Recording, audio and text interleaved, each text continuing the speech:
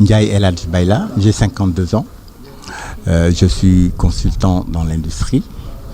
Je dirige une entreprise d'ingénierie à Strasbourg, en France, qui s'occupe de maintenance électronique avec une branche qui réfléchit à des solutions machines en direction des pays du Sud.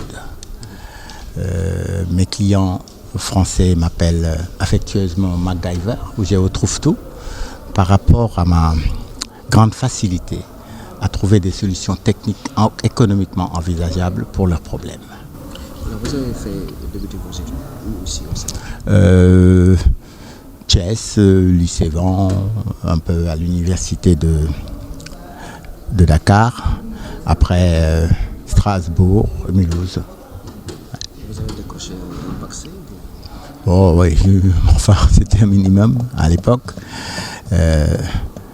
Bien, ouais, j'ai un bac C, un bac scientifique. Et puis vous êtes parti en Europe pour continuer vos études? Oui. Mais il faut quand même préciser quelque chose. Dans le domaine de l'ingénierie mécanique, je suis autodidacte. Autodidacte parce que très vite, je me suis rendu compte que l'école, dans sa configuration, ne répondait pas suffisamment à mes questions. Donc très vite, déjà tout jeune, quand j'ai voulu faire mon premier moteur, mon maître d'école était très ennuyé par mes questions parce qu'il était incapable de m'expliquer les lois physiques et chimiques fondamentales autour desquelles s'articulent ces réalisations humaines, parce que les questions étaient posées trop tôt.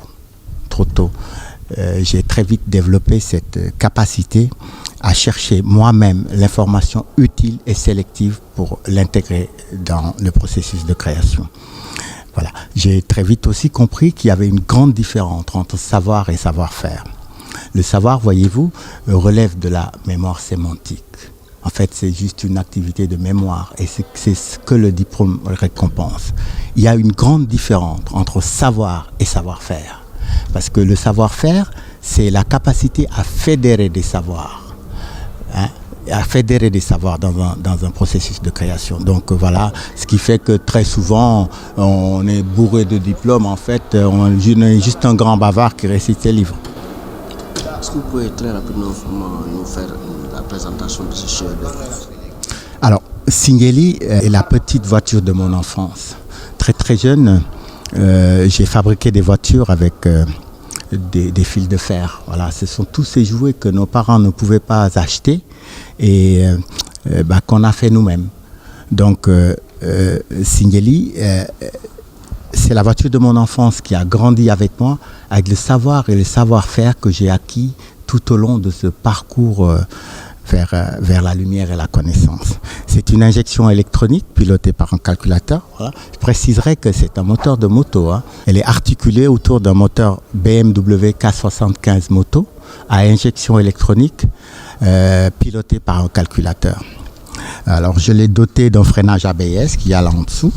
C'est une direction directe par transfert d'angle à assistance hydraulique variable. C'est à peu près tout ce qu'on trouve dans les voitures modernes. Et cette voiture qui roule combien de kilomètres à l'heure? C'est une bombe. 180 en vitesse de pointe, très agile dans les portions sinueuses.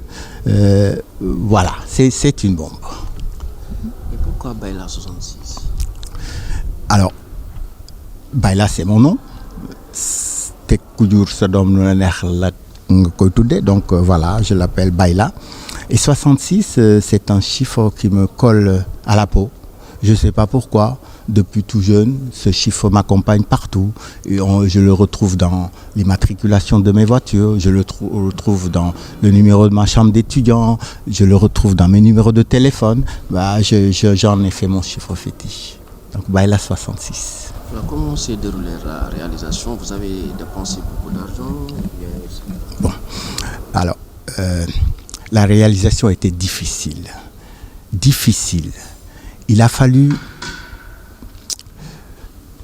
relever des défis techniques innombrables. Il a fallu se battre contre l'ignorance. Il a fallu briser tous les verrous psychologiques et mentaux de cette Afrique malade des sévices endurés pendant des siècles, qui a perdu l'estime d'elle-même. Alors voilà, j'ai été aidé, mais pas suffisamment. Beaucoup critiqué, discrédité par mes frères. Mais voilà, je suis de cette race qui ne renonce jamais.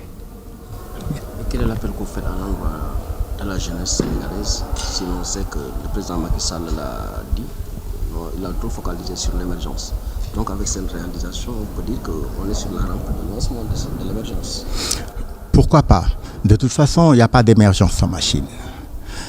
Des machines existent, mais nous ne pouvons pas les acheter. Ou bien, on reste prisonnier dans le cercle vicieux de cette dette qui n'enrichit que le créancier. Nos machines, nous devons les concevoir nous-mêmes. Voilà. Quel est l'appel que vous lancez à l'endroit de la jeunesse sénégalaise? C'est un bel exemple. Pourquoi pas? Parce que personne ne viendra développer votre pays à votre place. Personne n'y a intérêt. Personne n'y a intérêt. Si vous êtes capable d'intelligence, il faudra le prouver pour s'affranchir. Sinon, accepter la domination et se taire.